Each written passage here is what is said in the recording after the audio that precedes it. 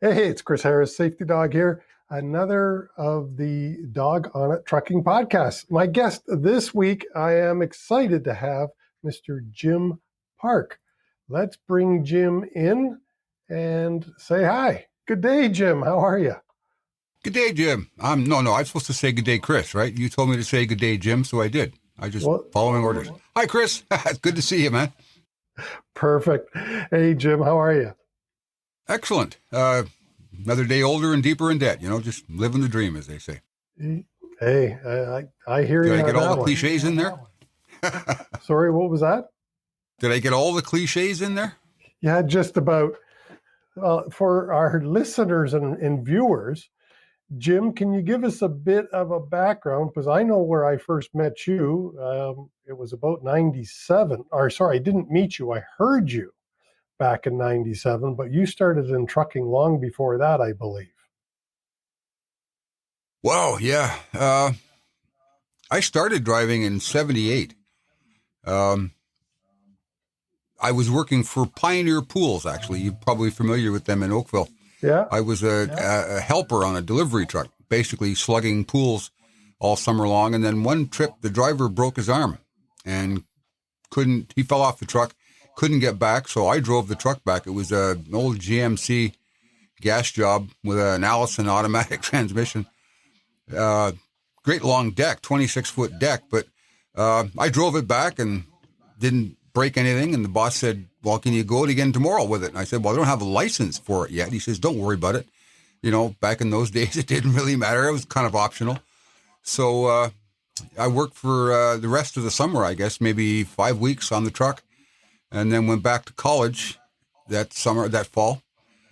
Coming up on the next summer, I decided to go out and get my Class D and try to make a living as a student driving a truck. Anyway, that turned into, I got bored with school and decided to take up trucking instead. So I started working for a bunch of delivery services, driver services around the city of Toronto. And I spent a year or so doing that. Then I wound up at Lumsden Brothers, a grocery distribution outfit in Burlington. I went to work there because they actually had our model Max straight trucks at the time. And when I was working for those driver services, I was driving old Dodges and GMCs and International Loadstars and, oh, my God, just a litany of junk, which is what you always get when you're the low guy in the totem pole in driver service. Well, you drive that one. Well, it's got no doors. Don't worry about it. Tighten the seatbelt up. That's the way it was back then, right? So anyway, I went over to Lumsden's and they hired me, surprise, surprise. And a year later, I got my Class A license there. I'm probably not the model example of mandatory entry-level training because I learned how to drive tractor trailers over, I guess, 8 successive Fridays. I'd get my hours in by Thursday. I said to the boss, can I go out and ride with the tractor trailer guys on Friday? And they said, sure. So they didn't mind having me. They could sleep all day. I did all the work, all the driving, and they just said, Park, be careful. Don't break anything. Don't knock that over. Don't go so fast. Anyway, that was my entry-level training, but I got my license on the first try, and within a year I was working for liquid cargo lines on tanks. How I made that jump, I'm not sure, but I really spent pretty much the rest of my driving career on tanks right up until, was it 97, I guess I gave it up, 98? Yeah, somewhere in there. I was working for Air Products in the end, but that was my last paid gig as a driver. Yeah, but I heard you on the radio is where I first got you did. The Jim Park name. That was an interesting story. I was one of the first team of Ontario Trucking Association road nights in 95, 96. And that sort of attracted a bit of media attention. And Brenda Yarrow, who you may recall was the editor of Truck News at the time, went off on her own and started a little magazine called RPM Canada. It was a recruiting magazine. And somehow she figured out that I could write or had, put a sentence together. And she asked me if I'd write an article or something for RPM. And I said, yeah, okay, I'll try it. And then she said, well, that was pretty good. Can you write another one? So that turned into a sort of part-time gig that I could supplement my income. I didn't need to. I was making pretty good money at Air Products. But, cranking out a couple of stories a month for her. And I started getting this notion in my head that, maybe there was a career beyond driving. And if I really apply myself and learn grammar and how to type and all these things that writers need to be able to do, maybe I could get out of the truck and start, writing full time. And she was amenable to the idea, but she couldn't pay me enough to, just stop driving one day and start writing the next. So Air Products was kind enough to let me scale down from 4 days a week to 2. So basically going from 60 to about 30 hours or so, give or take. That was enough with what Brenda was paying me to write. And one night, I was working for Air Products and driving around Southern Ontario, and I tended not to listen to AM radio at the time. I'm not sure why I did, but anyway, I happened to tune in 820 Cham one night, the country station that was in Hamilton. It's a comedy station now, I think. Anyway, lo and behold, they had this thing called the All Night Roadshow for truckers. And they had, trucking recruiting ads and all that stuff and country music. But there was absolutely no trucking content. The DJ who was doing it, John Marshall, great guy and a professional radio guy to the end. He's working up in Walkerton now, I think, on a bluegrass station. He didn't know anything about trucking, so he really couldn't bring a lot of trucking content to the show. So I don't know why. I phoned the station and I said to the station manager, a fellow named Chris, I said, you've got this show, this great show for truck drivers, the All Night Road Show. You even got a good name. I said, but you haven't got any trucking content.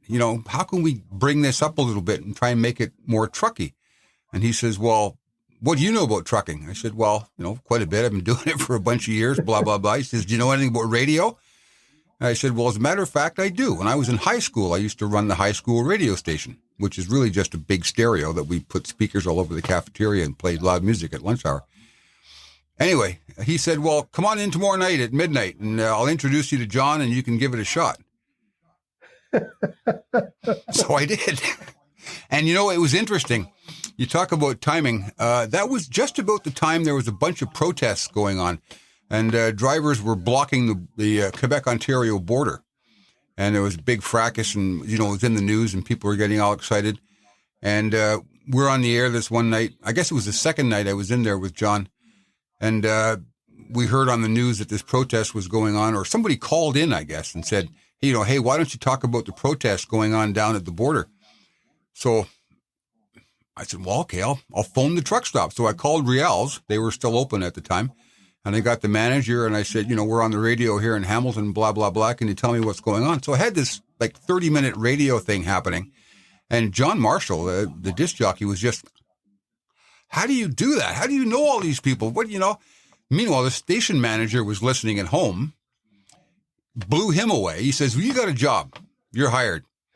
So I ended up doing weekends, and John kept the Monday to Friday shift.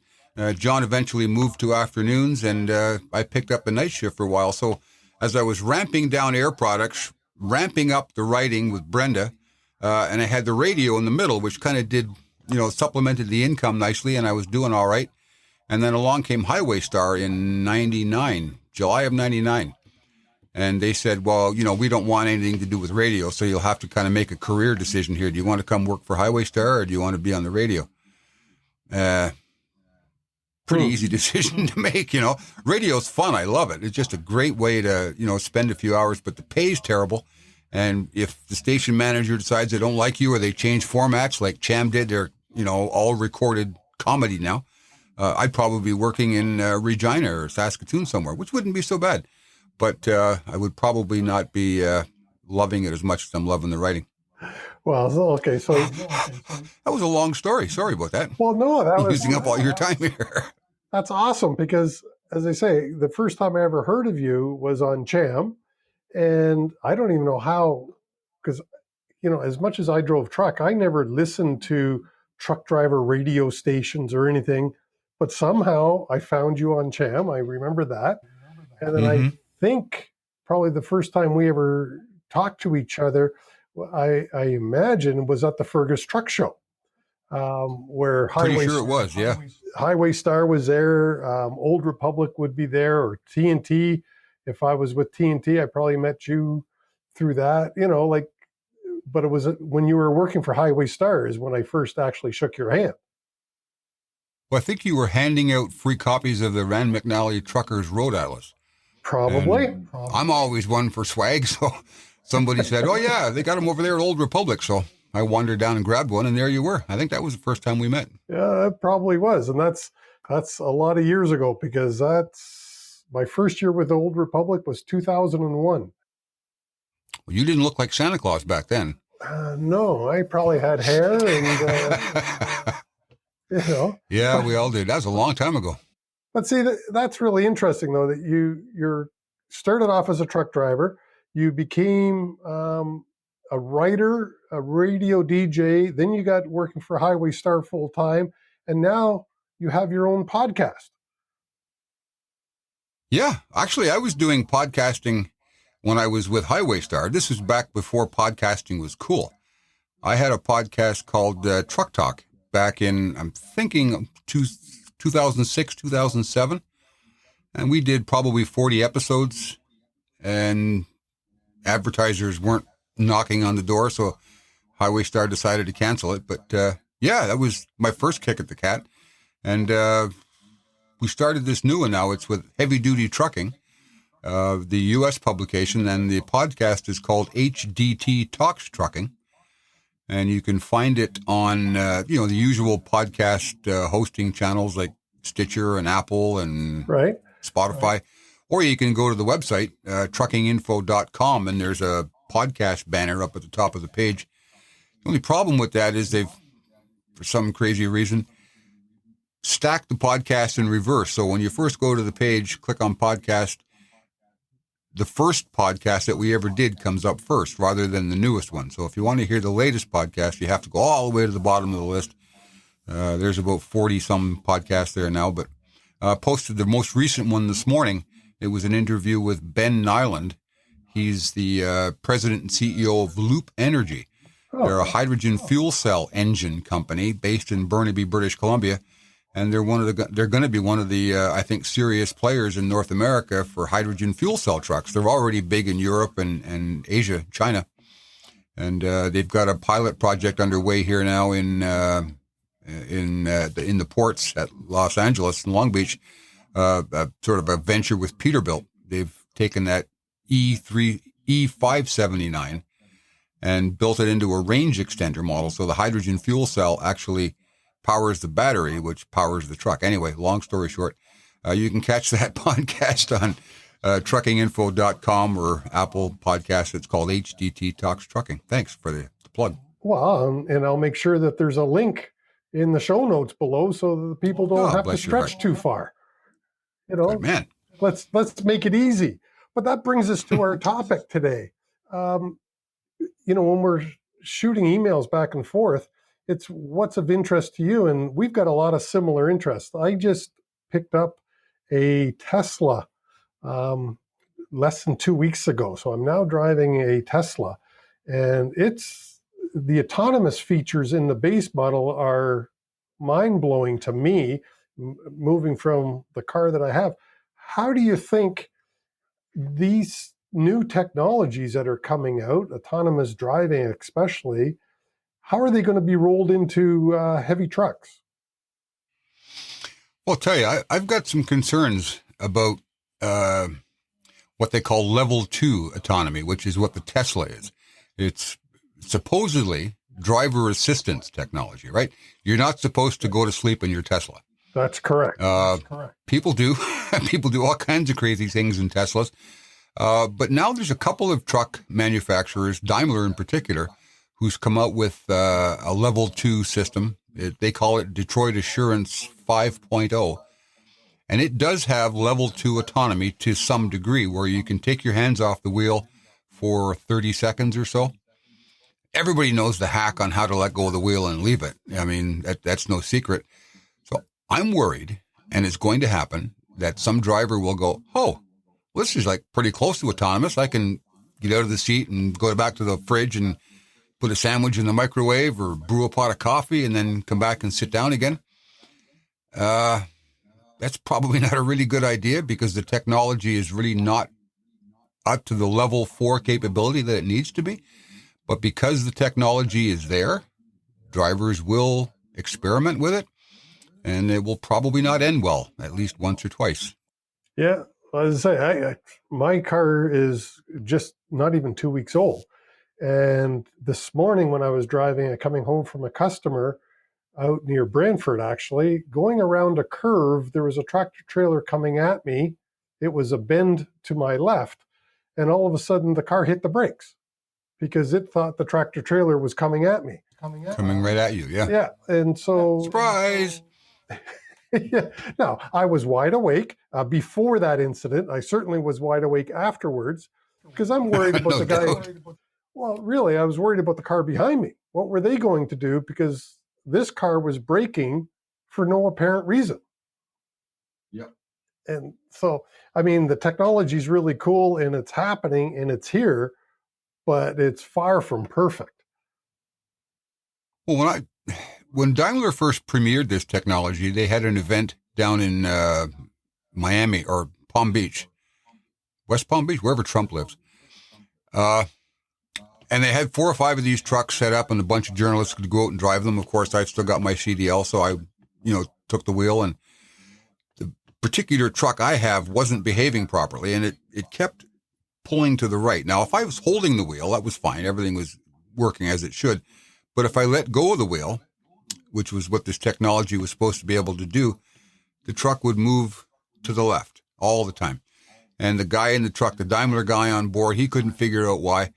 And I was there with video cameras and making a video that we do at Today's Trucking and, writing a test drive story. And Daimler said, we'd really be happy if you didn't write this story.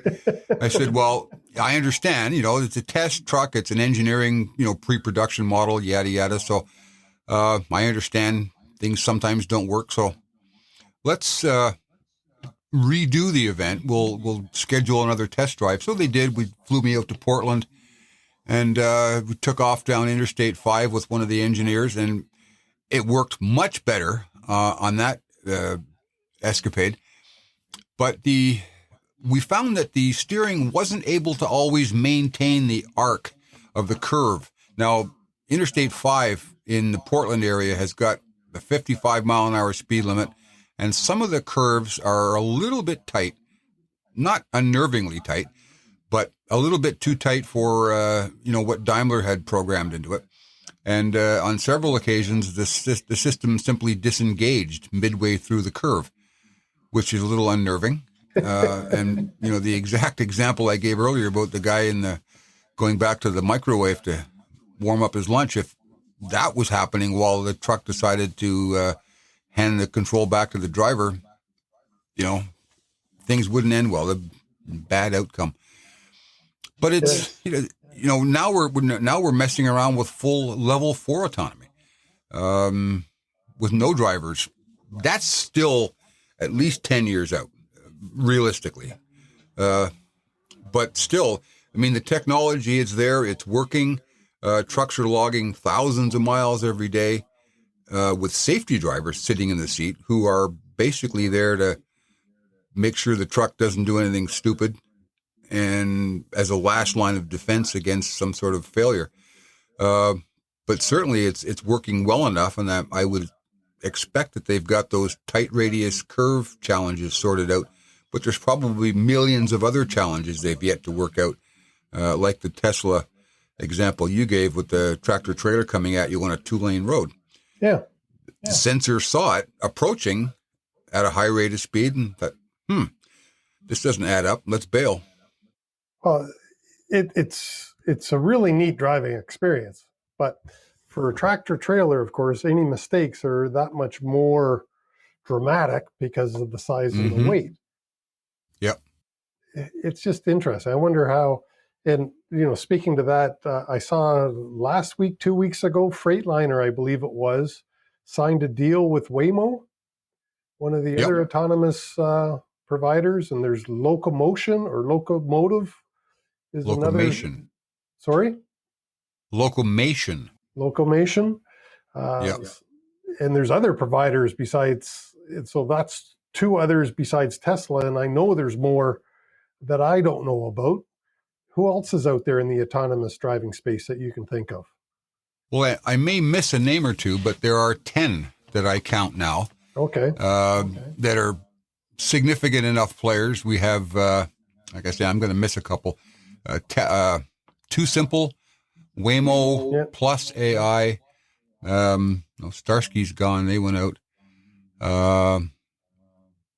Anyways, You know, when you get old, your hair falls out, and so does your memory. But you got a full Forgive head. me for the. Well, not when you see up on top of you. I don't. It's a little bit light up there.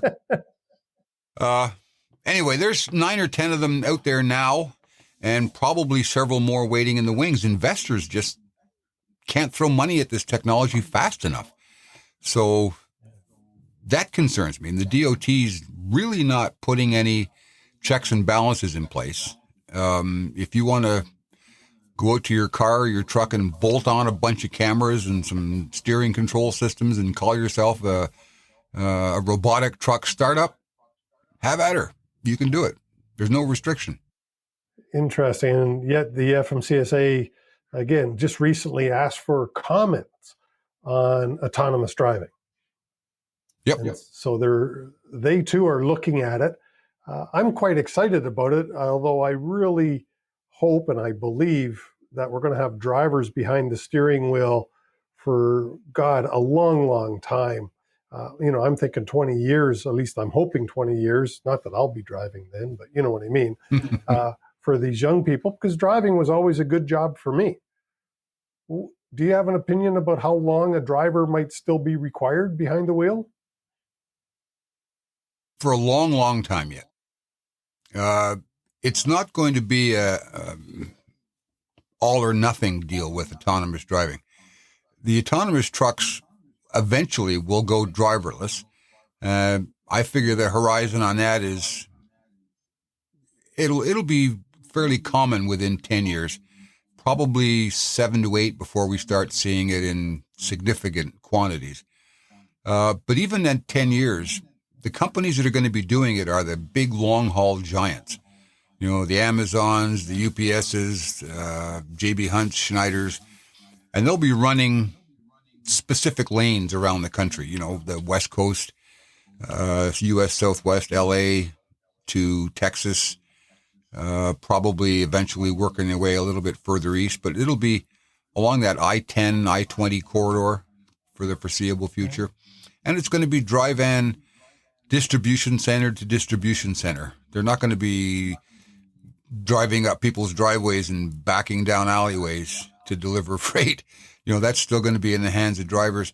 So if you think of it in terms of intermodal, for every intermodal trailer that moves back and forth across the country on a train, there's a driver at either end, you know, picking up and delivering.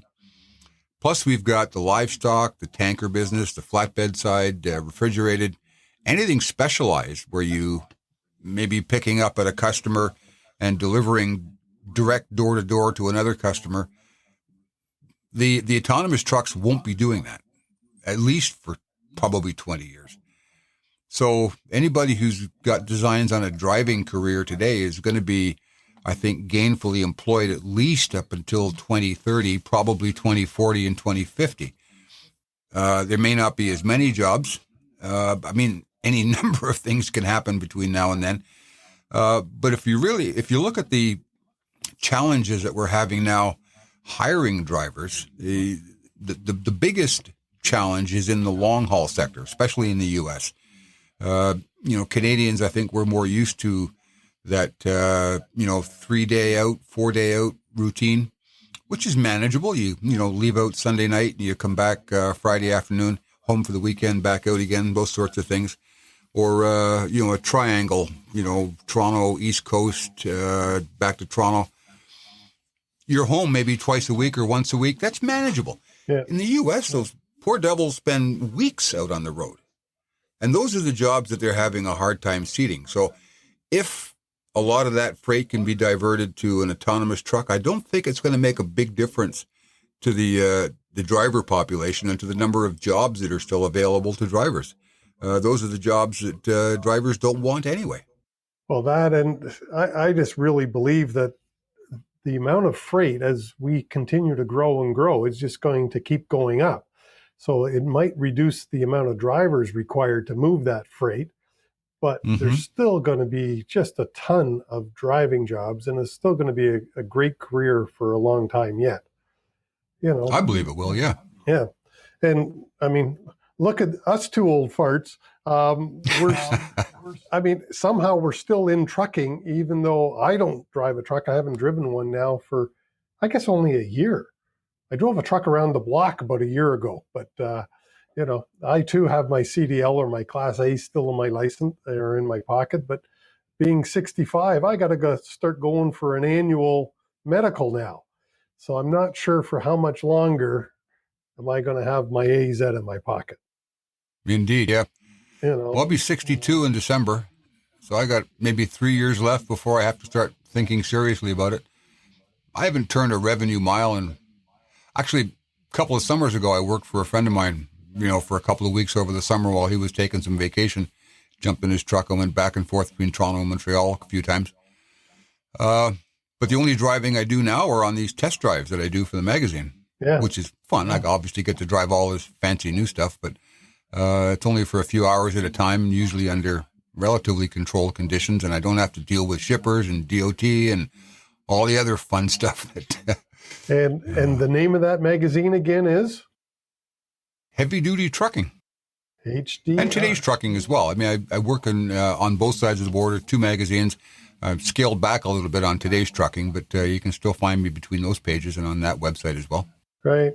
So that's autonomous trucking. What about fuel? What are you hearing about diesel fuel? Is it going to be around? I hear people saying it's gone tomorrow. Well, if you listen to the activists, yeah, it would be gone tomorrow. It's not realistic and it's not going to happen. And to me, that poses a real challenge because, you talk to people, your neighbors, your friends who don't understand trucking. When they hear the environment minister or someone stand up and say, yeah, we're going to make diesel go away in 20 years, it ain't going to happen, but it sets up false expectations.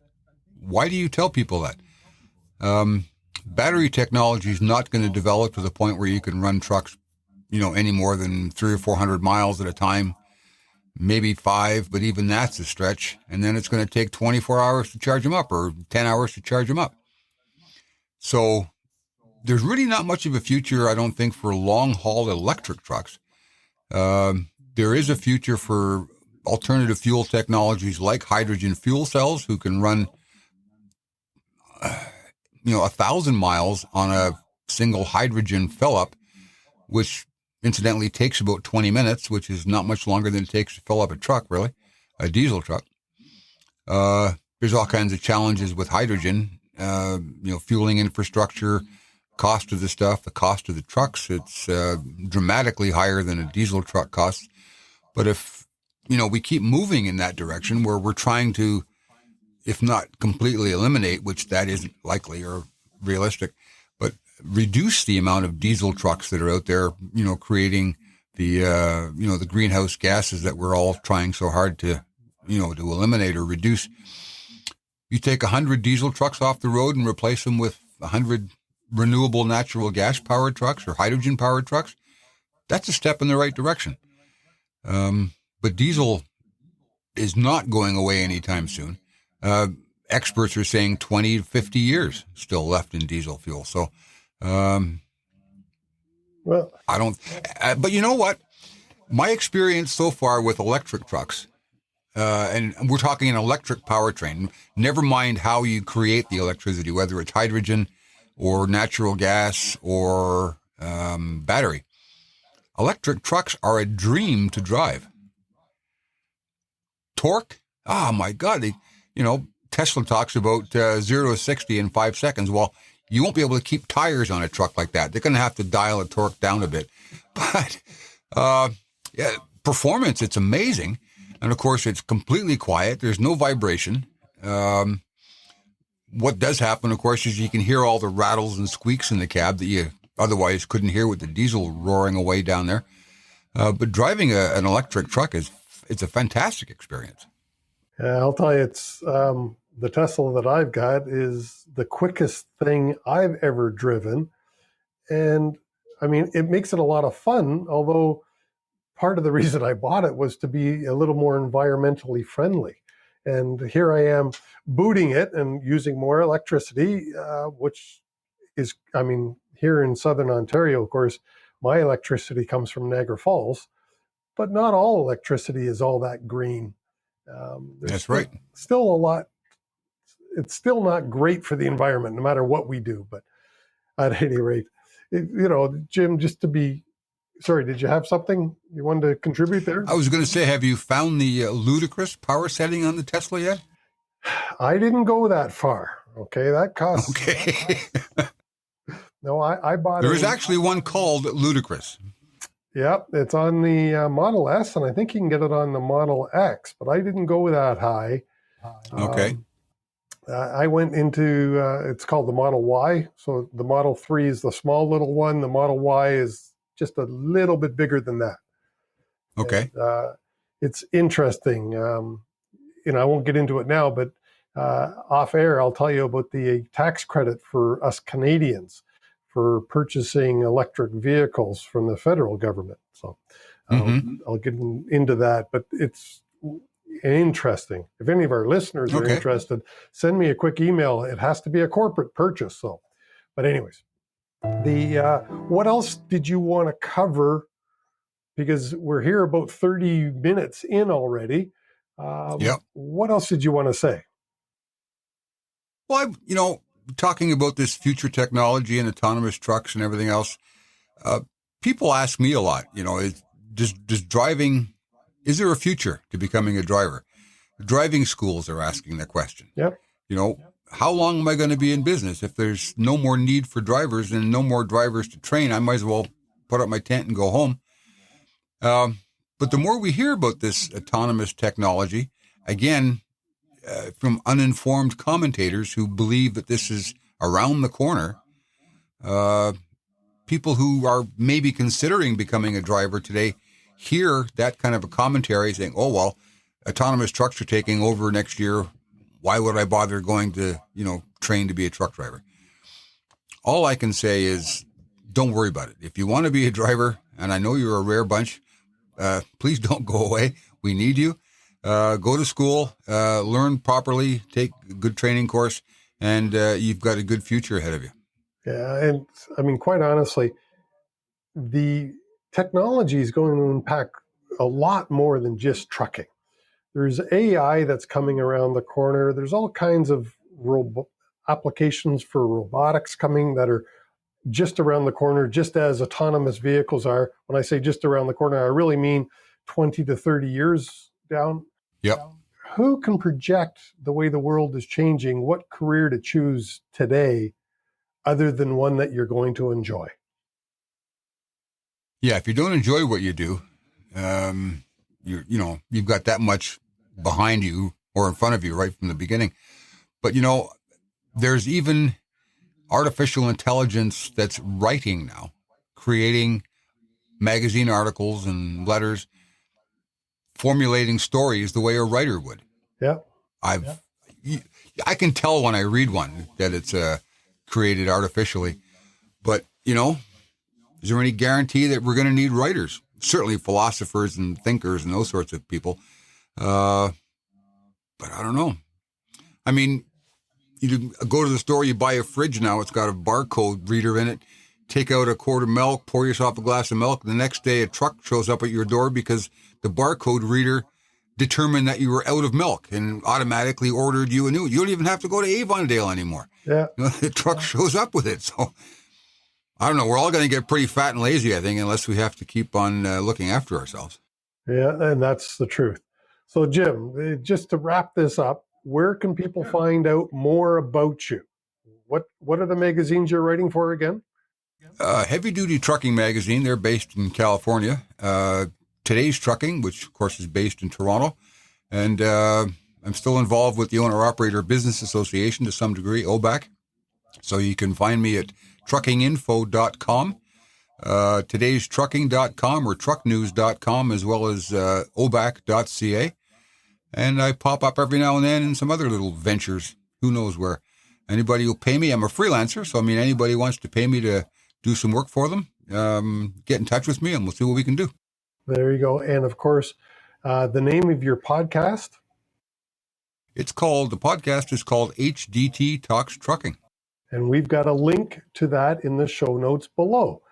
Mr. Park. Thanks, Chris. Appreciate that. I very much appreciate you coming on the show.